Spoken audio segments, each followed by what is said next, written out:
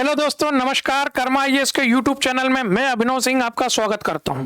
दोस्तों, 21 जुलाई को भारतीय संसद के मानसून सत्र का आयोजन किया जाता है और इसी दिन अचानक शाम को भारत के उपराष्ट्रपति और राज्यसभा के सभापति जगदीप धनखड़ जी के द्वारा अपने पद से इस्तीफा दिया जाता है। तब से लगातार उपराष्ट्रपति का पद चर्चा में बना हुआ है। इस बात को ध्यान में रखते हुए और विभिन्न परीक्षा को ध्यान में रखते हुए कर्मा आईएएस के द्वारा उपराष्ट्रपति के पद को लेकर एक यूट्यूब वीडियो जारी किया जा रहा है। दोस्तों, अगर हम भारतीय संविधान की बात करें तो भारतीय संविधान के भाग 5 आर्टिकल 63 में उपराष्ट्रपति के पद का उल्लेख किया गया है, जिसे अमेरिका से लिया गया है। अगर हम समझें इस बात को तो अमेरिका में अध्यक्षात्मक शासन व्यवस्था है। अमेरिका में शासन की समस्त शक्तियां अध्यक्ष अथवा राष्ट्रपति के पास होती है।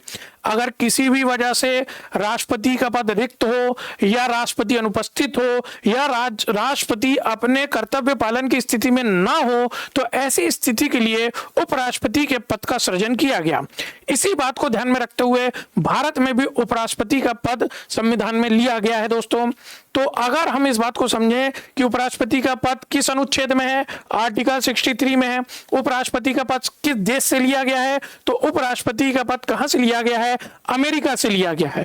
तो उपराष्ट्रपति के पद के सृजन का मूल कारण ऐसी स्थिति के लिए था जब राष्ट्रपति अपने पद एवं कर्तव्य के पालन की स्थिति में ना हो।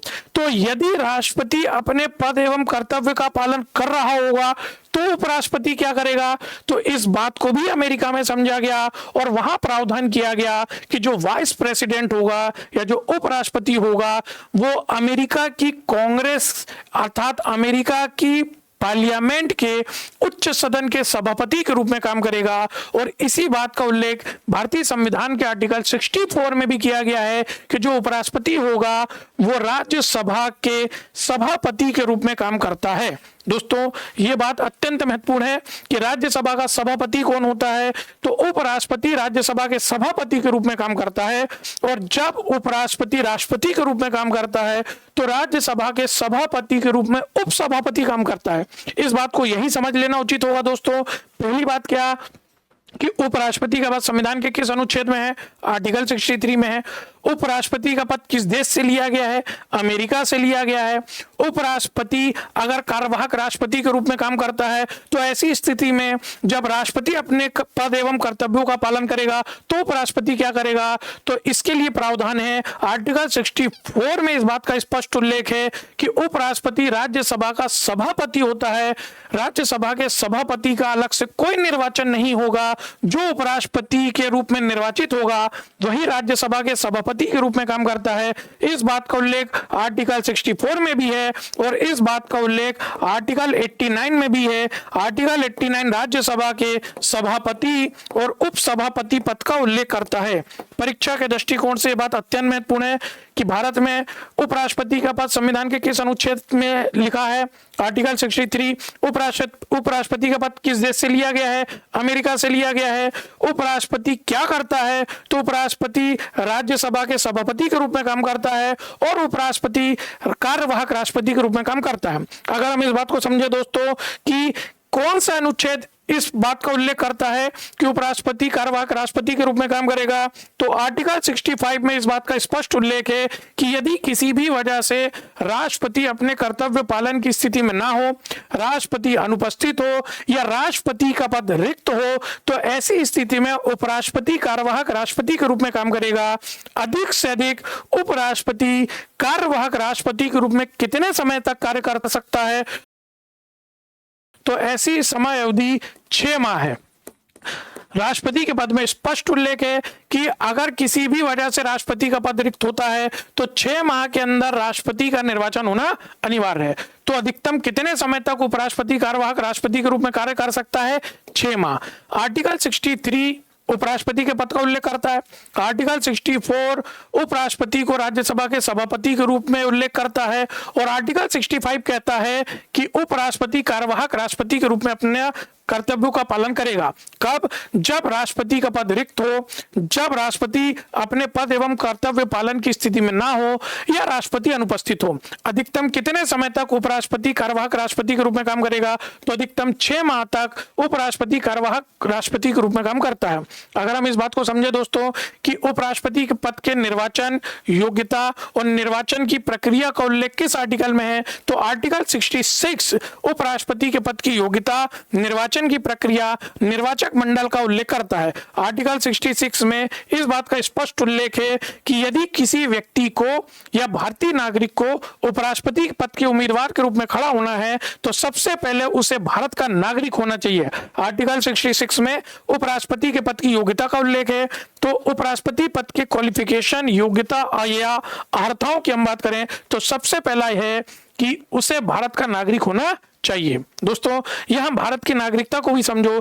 कोई व्यक्ति 5 प्रकार से भारत का नागरिक हो सकता है: जन्म से, वंशानुक्रम से, क्षेत्र विस्तार के द्वारा, पंजीकरण के द्वारा, और 5वां जो प्रकार है वो होता है देशीकरण। तो दोस्तों इनमें से किसी भी प्रकार से यदि कोई व्यक्ति भारत का नागरिक है तो वो उपराष्ट्रपति पद के लिए उम्मीदवार हो सकता है और उसे कम से कम 35 वर्ष की आयु पूर्ण किया हुआ होना चाहिए। उपराष्ट्रपति पद के लिए कम से कम कितने वर्ष की आयु का होना अनिवार्य है? 35 वर्ष की आयु होना अनिवार्य है। और उसके साथ साथ क्योंकि उपराष्ट्रपति राज्यसभा के सभापति के रूप में काम करता है तो उसके लिए एक अन्य योग्यता का भी उल्लेख संविधान में है। वह योग्यता यह है कि उसे राज्यसभा के सदस्य होने की योग्यता रखना चाहिए। आर्टिकल 66 उपराष्ट्रपति पद की योग्यता, उपराष्ट्रपति पद के निर्वाचन का उल्लेख करता है। पहला, अर्हता की बात करें तो पहला, उसे भारत का नागरिक होना चाहिए। दूसरा, उसे 35 वर्ष की आयु पूर्ण किया हुआ होना चाहिए। और तीसरा, उसे राज्यसभा के सदस्य के रूप में योग्यता प्राप्त होनी चाहिए, अर्थात उसकी उतनी ही योग्यता होनी चाहिए जितनी राज्यसभा के सदस्य की योग्यता होती है। क्योंकि उपराष्ट्रपति राज्यसभा के सभापति के रूप में काम करता है तो इसलिए इस बात का प्रावधान संविधान में किया गया।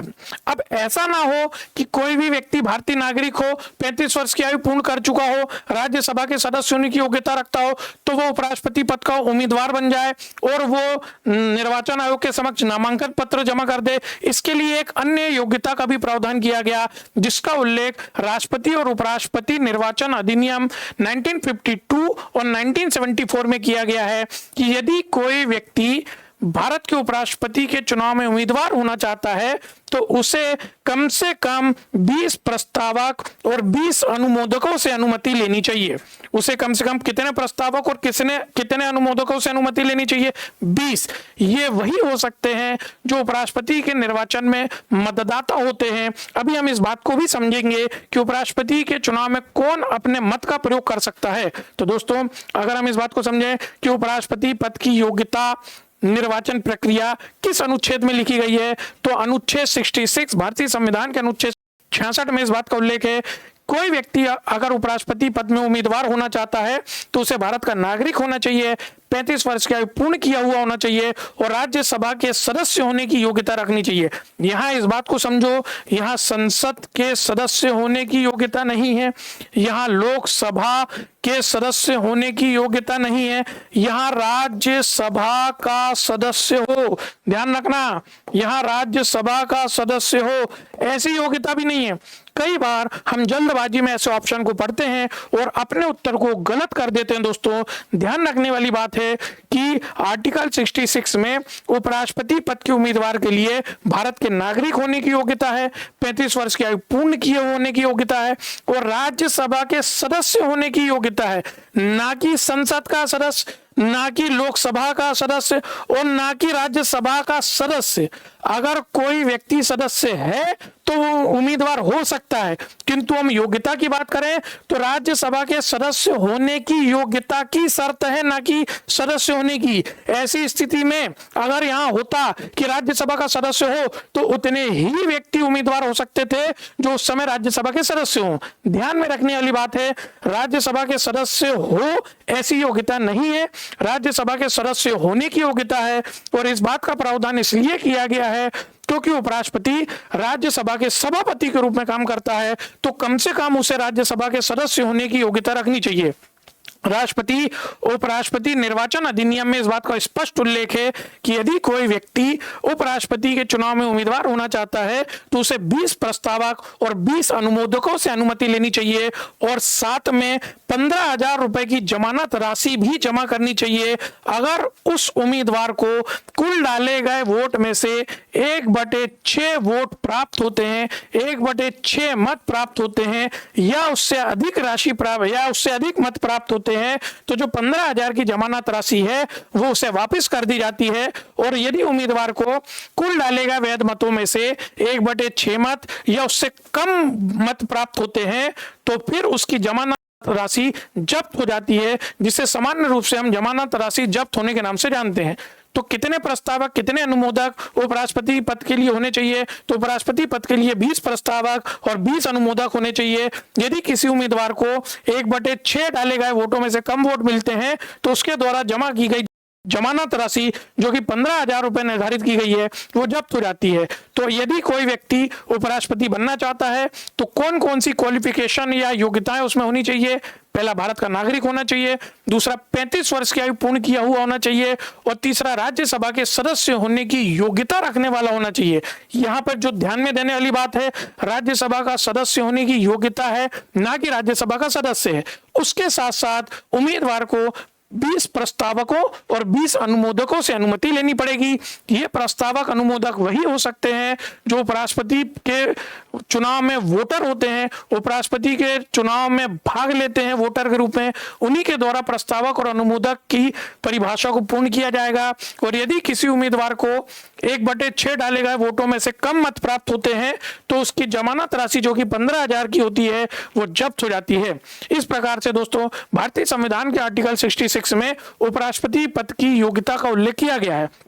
अगर हम इस बात को समझें कि कौन कौन लोग उपराष्ट्रपति के चुनाव में वोटर के रूप में भाग लेते हैं तो आर्टिकल 66 में इस बात का उल्लेख किया गया है कि संसद के दोनों सदनों के सदस्य, ध्यान रखना, संसद के दोनों सदनों के सदस्य, अगर मैं कह रहा हूं दोनों सदनों के सदस्य तो इसमें स्पष्ट उल्लेख है कि संसद के दोनों सदनों में 2 प्रकार के सदस्य होते हैं, एक निर्वाचित होते हैं और दूसरे मनोनीत होते हैं। तो संसद के दोनों सदनों के सदस्य अर्थात निर्वाचित भी और मनोनीत भी उपराष्ट्रपति के चुनाव में वोटर के रूप में भाग लेते हैं।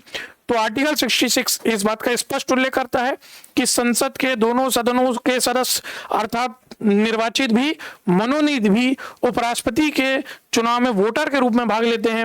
और अगर हम इस बात को और समझें कि उपराष्ट्रपति के पद के निर्वाचन की रीति क्या है तो उपराष्ट्रपति के पद के निर्वाचन की रीति है आनुपातिक प्रतिनिधित्व प्रणाली, एकल संक्रमणी मत पद्धति। क्या मेरी बात समझ में आ रही है मेरे बच्चों? उपराष्ट्रपति के चुनाव में कौन कौन वोटर होता है तो संसद के दोनों सदनों के सदस्य, दोनों सदनों के सदस्य कहा जा रहा है, इसका मतलब मनोनीत भी निर्वाचित भी। संसद में मनोनीत सदस्य भी होते हैं, निर्वाचित सदस्य भी होते हैं। तो उपराष्ट्रपति के चुनाव की प्रक्रिया क्या है? आनुपातिक प्रतिनिधित्व प्रणाली, एकल संक्रमण मत पद्धति के द्वारा उपराष्ट्रपति का निर्वाचन किया जाता है। क्या होता है आनुपातिक प्रतिनिधित्व प्रणाली, क्या होती है एकल संक्रमणी मत पद्धति? इस बात को समझना दोस्तों, आनुपातिक प्रतिनिधित्व प्रणाली का तात्पर्य यह होता है कि वही उम्मीदवार जीतेगा। आनुपातिक प्रतिनिधित्व प्रणाली का मतलब होता है कि वही उम्मीदवार जीतता है, वही उम्मीदवार विजयी घोषित होगा जिसके द्वारा निर्धारित कोटा को प्राप्त किया जाता है। थोड़ा सा समझने वाली बात है, कौन सा उम्मीदवार विजय घोषित होता है तो आनुपातिक प्रतिनिधित्व प्रणाली का मतलब होता है कि वह उम्मीदवार विजयी होगा जिसके द्वारा निर्धारित कोटे को प्राप्त किया जाएगा। निर्धारित कोटे का एक फार्मूला होता है कुल डाले गए वैध मत। निर्धारित कोटे का फार्मूला होता है कुल डाले गए वैध मत। कितने पद के लिए निर्वाचन हो रहा है तो उपराष्ट्रपति पद का एक पद है तो 1 + 1 और जो भी टोटल आता है उसमें एक और जोड़ दिया जाता है। तो कुल डाले गए वैध मत को जितने पद हैं जिनके लिए निर्वाचन हो रहा है +1, एक फार्मूला है निर्धारित कोटे का, तो कुल डालेगा वैध मत के आधे से अधिक जो उम्मीदवार प्राप्त करेगा। ध्यान रखने वाली बात है, कुल डालेगा वैध मत को के आधे से अधिक जो उम्मीदवार प्राप्त करता है उसे उपराष्ट्रपति के रूप में निर्वाचित माना जाता है।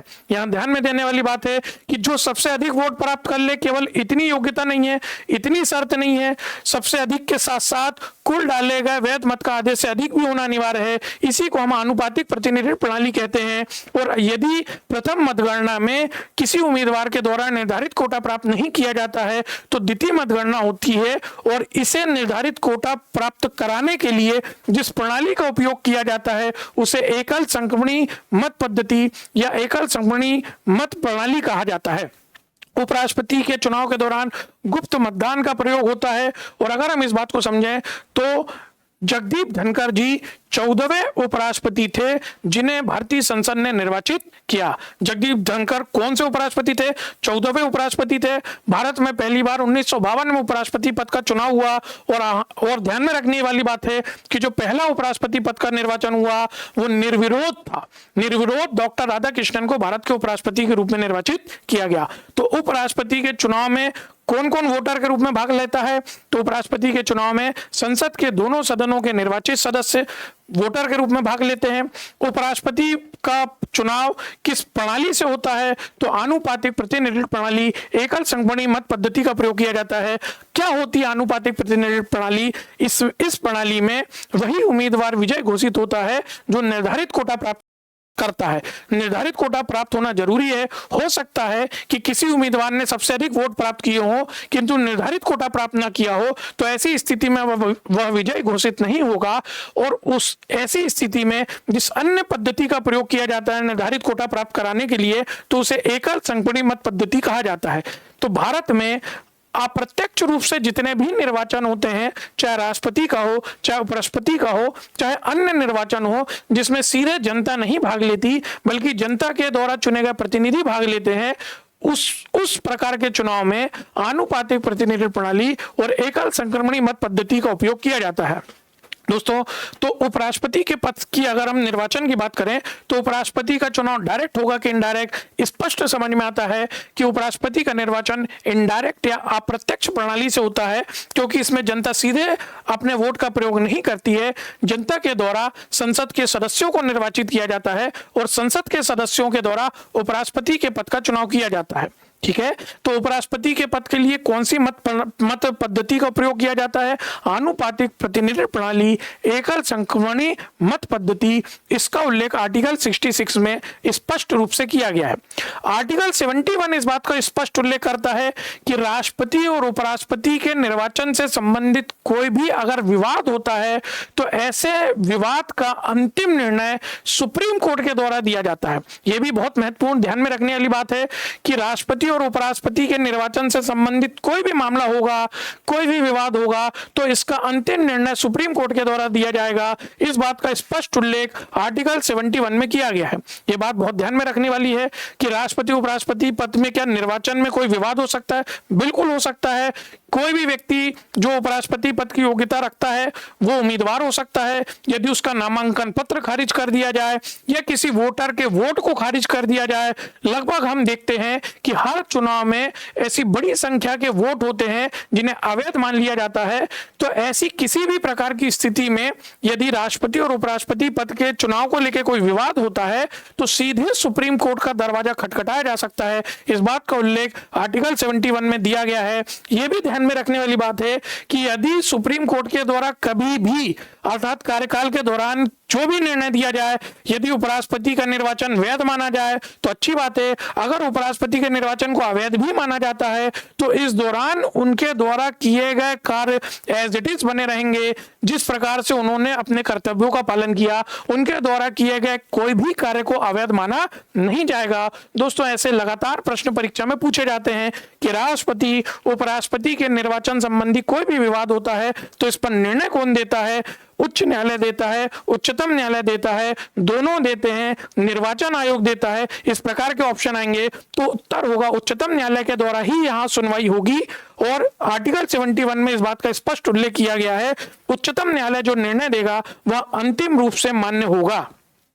ऐसा नहीं है कि जिसके मन में आए वो उपराष्ट्रपति पद के चुनाव को लेकर सुप्रीम कोर्ट चला जाए। इसके लिए भी गाइडलाइन है कि वही व्यक्ति सुप्रीम कोर्ट जाएगा जो या तो उम्मीदवार हो या तो मतदाता हो। ऐसा नहीं हुआ कि आपको समझ में नहीं आया, आपको अच्छा नहीं लगा कि उपराष्ट्रपति कैसे बन गए तो आप सुप्रीम कोर्ट चले गए, ऐसा नहीं है। वही व्यक्ति या वही उम्मीदवार या वही वोटर सुप्रीम कोर्ट जाएगा जो इस निर्धारित मापदंडों का पालन करता है, या जो वोटर है या उम्मीदवार है। इसके साथ साथ अगर कोई व्यक्ति उपराष्ट्रपति के पद पर चुन लिया गया है तो राष्ट्रपति के द्वारा उपराष्ट्रपति को उसके पद की शपथ दिलाई जाती है।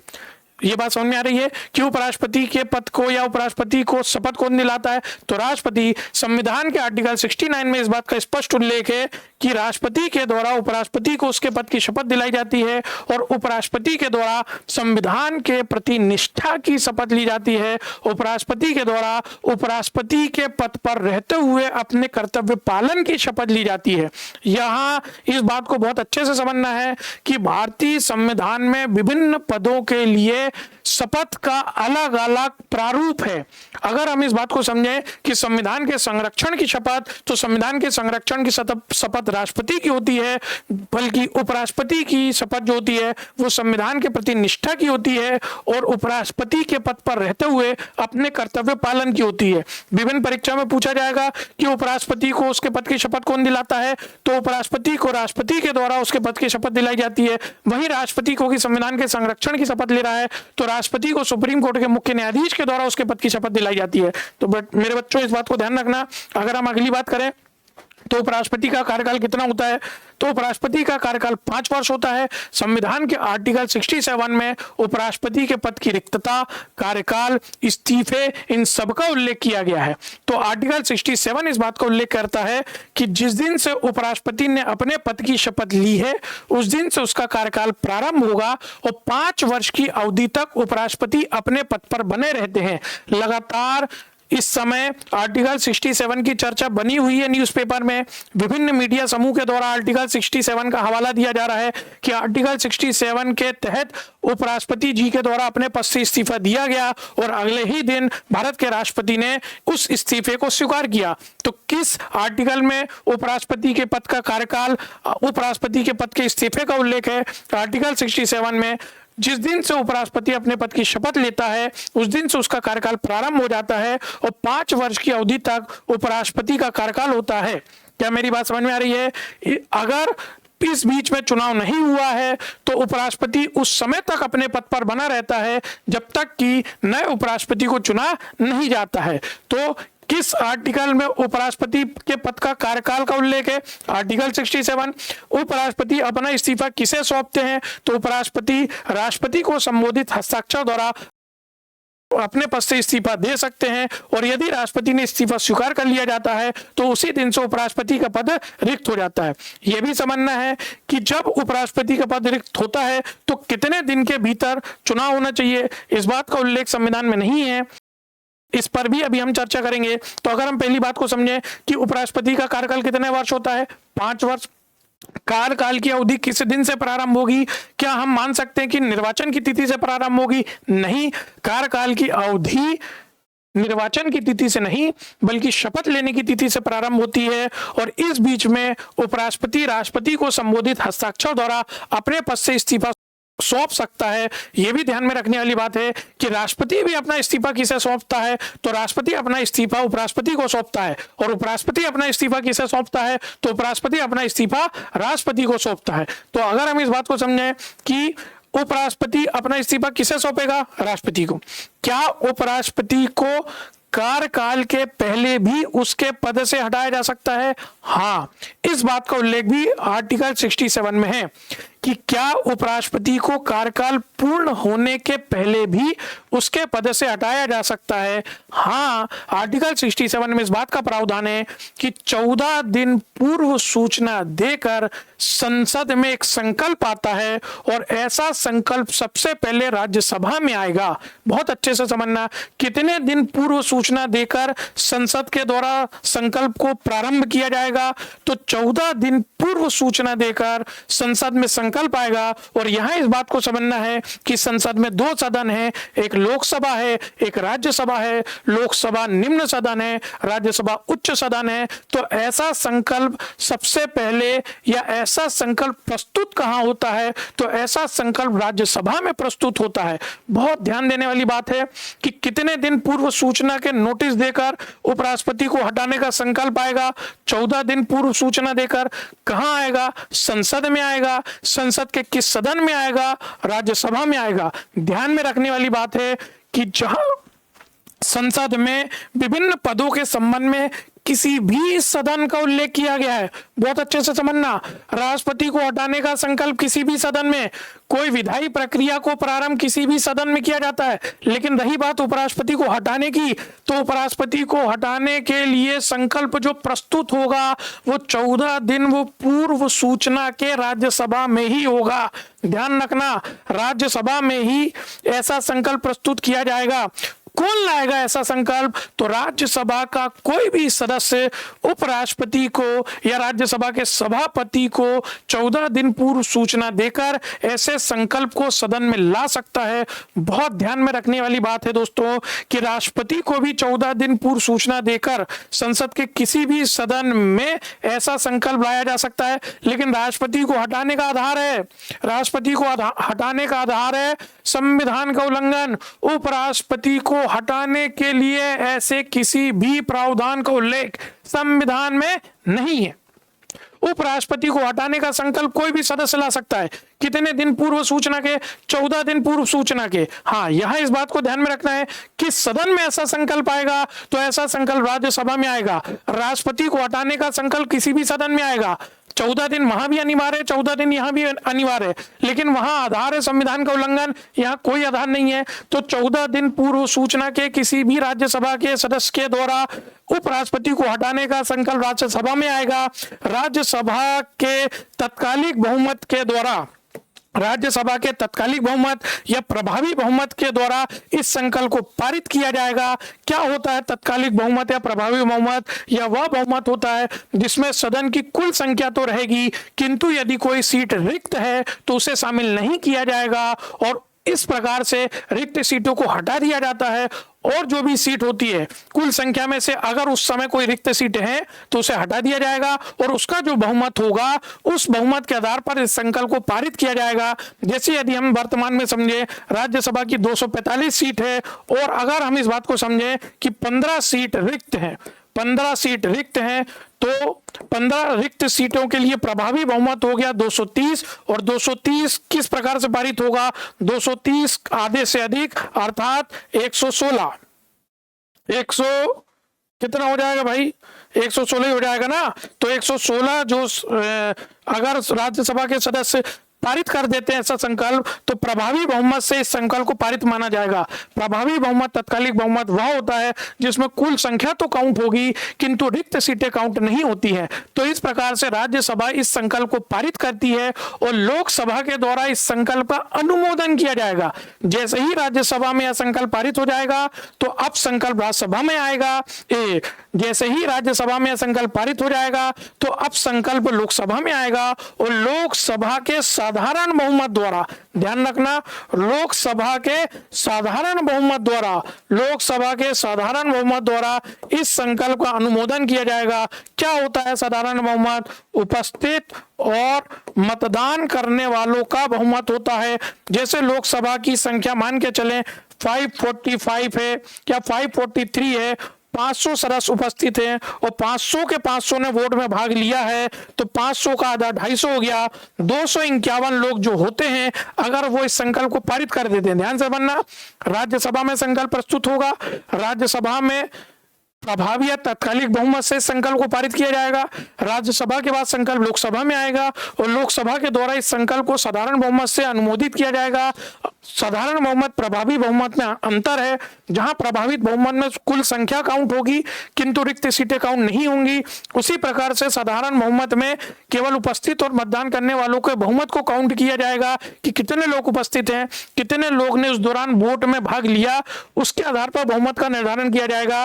और जैसे ही लोकसभा के द्वारा इस संकल्प का अनुमोदन कर दिया जाएगा, उपराष्ट्रपति अपने पद से हटा माना जाएगा, उपराष्ट्रपति का पद रिक्त हो जाएगा। यहां इस बात को ध्यान में रखना है कि उपराष्ट्रपति को हटाने का संकल्प केवल राज्यसभा में आता है। उपराष्ट्रपति को हटाने के लिए किसी आधार का उल्लेख संविधान में नहीं किया गया है, किसी शर्त का उल्लेख नहीं किया गया है। जब संकल्प आता है तो कोई जांच का प्रावधान भी नहीं है। यदि राज्यसभा के द्वारा प्रभावी बहुमत से और लोकसभा के द्वारा साधारण बहुमत से अनुमोदन किया जाता है तो उपराष्ट्रपति अपने पद से हटा या उपराष्ट्रपति का पद रिक्त माना जाता है। जिस दिन लोकसभा ने अनुमोदन कर दिया उसी दिन से उपराष्ट्रपति का पद रिक्त हो जाता है। देश का सौभाग्य है कि आज तक किसी भी उपराष्ट्रपति को इस प्रकार की प्रक्रिया के माध्यम से हटाया नहीं गया है। ध्यान में रखने वाली बात है कि कई सोर्स, कई किताबें महाभियोग जैसी प्रक्रिया कहते हैं इस प्रक्रिया को। यह महाभियोग की प्रक्रिया नहीं है। अगर आप महाभियोग जैसी प्रक्रिया कह रहे हो तो कहने को कही जा सकती है, किंतु यह महाभियोग नहीं है। अगर हम संविधान की बात करें तो महाभियोग शब्द का प्रयोग केवल राष्ट्रपति के पद के लिए किया गया है कि यदि राष्ट्रपति को हटाना है तो महाभियोग की प्रक्रिया को ही पूर्ण करना होता है। तो इस प्रकार से कोई उपराष्ट्रपति होता है तो उसे इस प्रकार से उसके पद से हटाया जा सकता है। अगर हम इस बात को समझें कि उपराष्ट्रपति की क्या शक्तियां होती हैं तो उपराष्ट्रपति की शक्तियों को दो भागों में बांटा जा सकता है। एक, जब वो कार्यवाहक राष्ट्रपति के रूप में काम करेगा, आर्टिकल 65 में इस बात का उल्लेख है, तो वो राष्ट्रपति के पद एवं कर्तव्यों का पालन करेगा। जितनी शक्तियां राष्ट्रपति के संविधान में है उतनी शक्तियों का प्रयोग उपराष्ट्रपति करेगा। क्या इसके पहले उपराष्ट्रपति राष्ट्रपति पद की शपथ लेगा? बिल्कुल लेगा।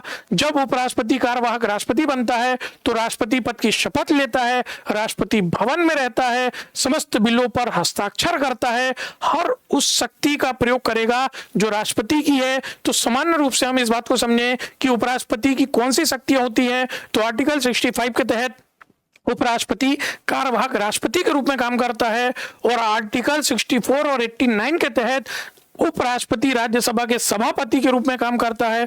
तो सभापति की जो शक्तियां होती हैं उसका उल्लेख संसदीय नियमों में किया गया है, राज्यसभा के नियमों में किया गया है कि राज्यसभा की बैठकों की अध्यक्षता करता है। कोरम पूर्ण ना होने की स्थिति में राज्यसभा की बैठकों को स्थगित करता है। राज्यसभा के सदस्य अपना इस्तीफा उपराष्ट्रपति को सौंपते हैं। इस्तीफा स्वीकार करने के बाद वह सदस्य की सीट रिक्त होती है। इसी प्रकार से दल बदल का निर्णय भी सभापति के द्वारा लिया जाता है और जब भी राष्ट्रपति का इस्तीफा उपराष्ट्रपति को प्राप्त होता है तो इसकी सर्वप्रथम सूचना उपराष्ट्रपति लोकसभा के अध्यक्ष को देता है। तो उपराष्ट्रपति के ऐसे दोहरे कार्य हैं, एक उस समय जब उपराष्ट्रपति कार्यवाहक राष्ट्रपति के रूप में काम करता है और एक उस समय जब उपराष्ट्रपति राज्यसभा के सभापति के रूप में काम करता है। दोनों काम कभी भी एक साथ उपराष्ट्रपति नहीं करता है। जब उपराष्ट्रपति कार्यवाहक राष्ट्रपति के रूप में काम करेगा तो वो राष्ट्रपति की समस्त शक्तियों का पालन करेगा, समस्त शक्तियों का के अनुसार कार्य करेगा। और जब उपराष्ट्रपति सभापति रहेगा तो वो सभापति के रूप में काम करेगा। ऐसे समय में जब उपराष्ट्रपति कार्यवाहक राष्ट्रपति के रूप में काम कर रहा है तो सभापति के रूप में कौन काम करेगा? तो संविधान में उपसभापति पद का उल्लेख किया गया है कि जब भी उपराष्ट्रपति या सभापति का पद रिक्त है या अपने कर्तव्य पालन की स्थिति में नहीं है तो उपसभापति के द्वारा सभापति के दायित्वों का निर्वहन किया जाता है। तो दोस्तों, इस प्रकार से उपराष्ट्रपति का पद संवैधानिक रूप से बहुत महत्वपूर्ण है और हाल ही में यह चर्चा में बना हुआ है। अगर हम उपराष्ट्रपति के पद से संबंधित अन्य प्रश्नों की बात करें तो अगस्त 2022 में जगदीप धनखड़ जी का निर्वाचन हुआ। ये भारत के 14वें उपराष्ट्रपति थे। भारत के पहले उपराष्ट्रपति सर्वपल्ली राधाकृष्णन थे। सर्वपल्ली राधाकृष्णन सबसे लंबे समय तक उपराष्ट्रपति रहने वाले व्यक्ति रहे हैं। यह भी प्रश्न बनता है कि सबसे लंबा कार्यकाल पूर्ण करने वाले उपराष्ट्रपति तो सर्वपल्ली राधाकृष्णन रहे। इसी बात को हम समझें, दो उपराष्ट्रपति रहे जिन्होंने 2 कार्यकाल पूरे किए। 2 ऐसे उपराष्ट्रपति रहे जिन्होंने 2 कार्यकाल पूरे किए। पहले सर्वपल्ली राधाकृष्णन 1952 से 1957 और 1957 से 1962। इसी प्रकार से मोहम्मद हामिद अंसारी भी ऐसे उपराष्ट्रपति रहे हैं जिन्होंने अपने 2 कार्यकाल पूरे किए हैं, 2007 से 2012 और 2012 से 2017। ऐसे उपराष्ट्रपति जिनकी कार्यकाल के दौरान मृत्यु हो चुकी थी, कृष्णकांत। दोस्तों, कृष्णकांत ऐसे उपराष्ट्रपति रहे हैं जिनकी कार्यकाल के दौरान मृत्यु हो